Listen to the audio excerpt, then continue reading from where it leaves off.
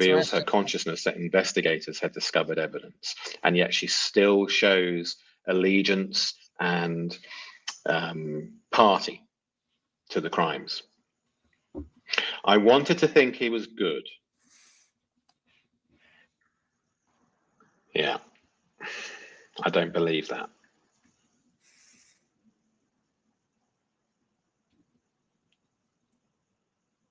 You know, the shitty part about all of this, if they'd have just called 911, most of this stuff wouldn't have went down the way it is. Now, I know that there was a lot of panic that happened. There's going to be panic. If you give your children drugs and they're not supposed to take them. Now, remember, she did have prescription for things she was supposed to take, but she was getting double dosed that night and then some, more than y'all or I even knew about. And it's going to be in the toxicology report, guys.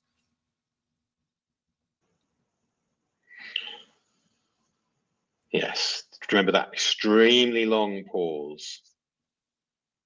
Yep, I know he wasn't. She's very sensitive to the conversation inside the car. She's highly sensitive to their conversations per se. She was. I don't think she was in the room at all. It was them two. I remember. Sensitive. And now I got to tell you guys, it's when you talk to Stephan Sterns, he talks about everything except what was going on between him and Maddie.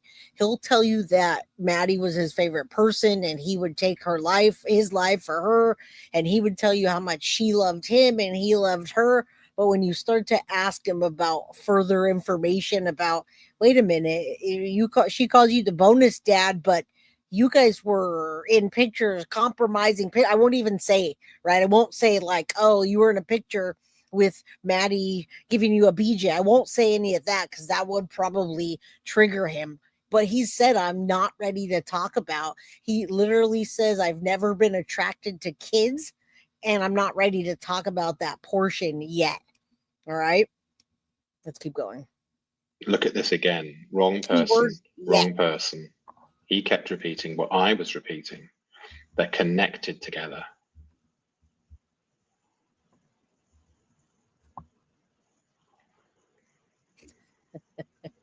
They're focusing in on you. Now, you don't have to, Christina. I love that you just came in and said, I wouldn't believe anything Stephan Sterns says, nothing. You don't have to. You can take everything he says with a grain of salt. And then when documentation comes out that proves what he's saying, then you can take it with a grain of salt and see what matches. I invite everybody to think for themselves. Please. Please think for yourself. We need to get you a lawyer. How did he feel when you said this? He didn't believe me. This is interesting because I wonder if this is true. Like when I told him, like, don't you see forensics is closing down the house? They fucking know something. They know something. Or there's something self-censorship, like they know something. Something's happening. This isn't concern. Nope, absolutely Madeline. nothing. Nothing again. This is concern. They fucking know something about herself. I believe she's involved in the crime. Ding, ding, ding, Mr. Possibly Veriscope. not just the cover-up. Yep. He didn't believe me. The detective says, how did he feel when you said he needs a lawyer? I think she absolutely 110% contributed to Maddie's death. And I'll tell you why. Jenn is still in Florida. She's not in a mental hospital, guys. She's still staying at Stephanie's house, in my opinion. All right.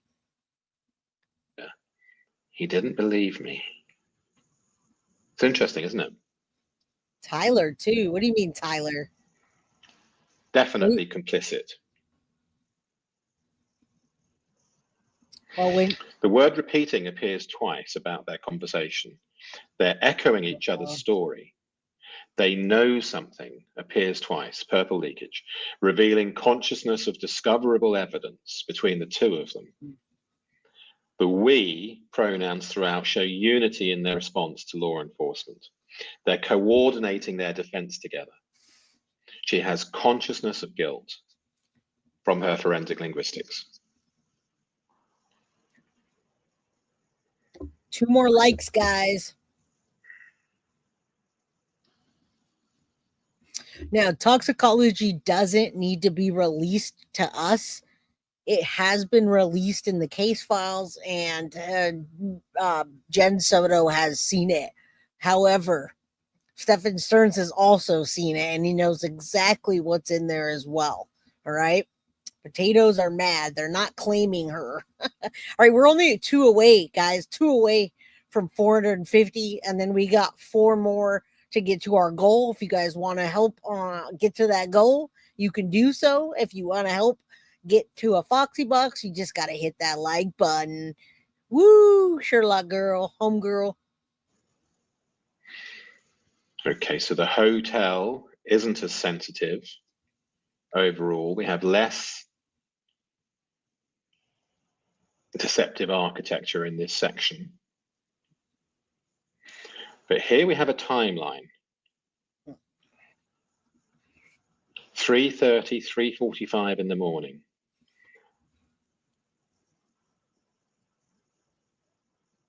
We take note when we see specific times. I'm going to give you guys a membership too. I just dropped a membership on y'all.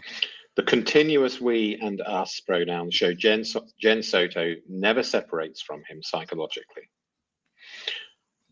Her mother never liked Stephan, revealing long-standing family concerns that proved prescient. She counts him, the dog, as the 3 of us. Her daughter Madeline is completely absent from her consciousness. You're welcome, guys.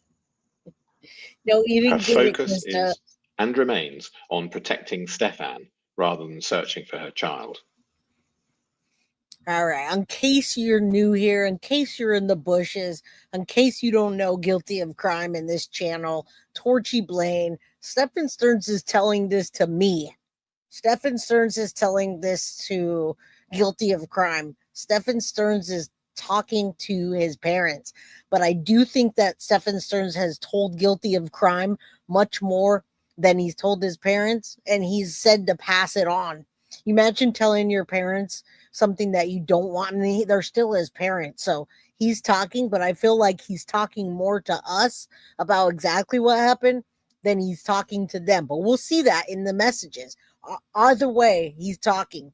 Jay and Ma, just want to say you guys are amazing, and I appreciate you lost to a girl. Thank you. I thought you were going to come in and say, I just want to say you guys suck. Anyway, Stephan Sterns is talking to me, Jay, from Guilty of Crime, and to his parents, but a lot to us. All right. So if you didn't know, we've had ties in the Jenn Soto, Stephan Sterns saga since day one. Now, not with Stephan Sterns, but with the other side. Now we flip-flopped to that side, and we want to know what happened. That's why. It's not because we support pedos. It's not because we love them. It's because we want to know what happened to Maddie, and we want justice for her, and we want Jenn Soto to be arrested. All right? So let's keep going. It's just extra bacon. It screams that they're in it together. Right. Yeah, Cynthia's got jokes all the time. The timeline. Madeline disappears. You should go back and watch my content, my friend. Forensics lock down Jenn Soto's house. Thank you, Muriel. I appreciate that. They arrive at the hotel. Thank you. Orange County Sheriff interview. And she wasn't expecting this interview, I don't think. Yeah, there was no pregnancy. She took a while to settle in. Now, guys, I just want to say about the pregnancy test. I see something in chat. I see people in chat, and people still don't believe that there wasn't a pregnancy. But I assure you, there wasn't a pregnancy. It didn't come up in anything. Maybe at some point they used those pregnancy tests to check. But what I think is a simple case of You live somewhere for a while. You have things in your closet. We sit here with still stacks of COVID tests. There was a point where Jenn Soto did think she was going to get pregnant, and there was a huge portion of Maddie's life that this was happening with her and Stephan, where she had already had her period. So that will just give you a good idea of why there were pregnancy tests. But I'm going to tell you, and I would tell you, I have zero reason to say that Maddie wasn't pregnant. She wasn't. I just don't want to say that. It's not true. That is absolutely not the motive in this case. All right. And I've always believed it was accidental because nobody wanted to lose Maddie. Jenn didn't want to lose Maddie. She was profiting off her. Stephan didn't want to lose Maddie because he loved her. All right. And you guys, it could be a sick love, whatever it is, but it's just what it is. All right. We can't know unless we ourselves have been in that. And I assure you, I don't think any of us, I hope in this chat, are chomos. I don't think any of us like children. I don't think any of us have assaulted children. We protect children. All right. There you go. You guys use your own brains. So lots of deception in this very short segment.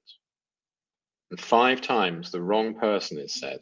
Highly sensitive.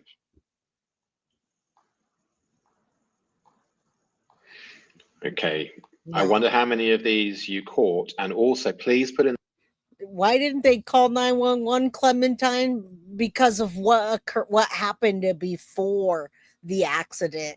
How did that accident happen? What happened before? Why not call 911? Well, when it's in your mind that you've been assaulting this little girl for years and you've got all the proof sitting right there, you don't want to call 911 either. Am I mad about the fact that they didn't call 911? Of course. Is Stephan upset that he didn't call 911? Yeah, he's in the shitty prison for the rest of his life. You better bet your ass he wishes that he'd have called 911.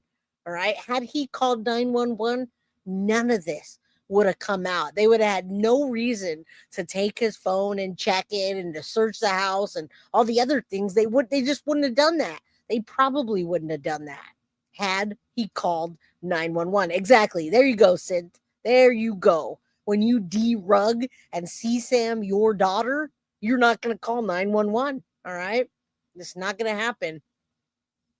All right. In the comments, any others that you see, or expand upon some of these where you think that there's more to talk about. Yep, he is. Exactly. Here we talked about the expectation, which is very important in statement analysis. Often as important, what is missing as to what's actually there.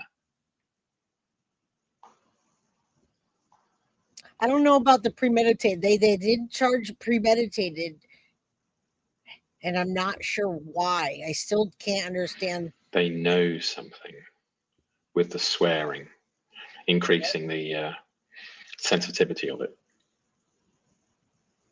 Yep.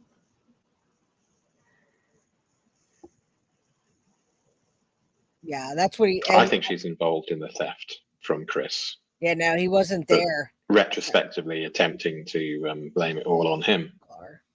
But she knows that this money is appearing from Chris. Yes. From his stash, she says.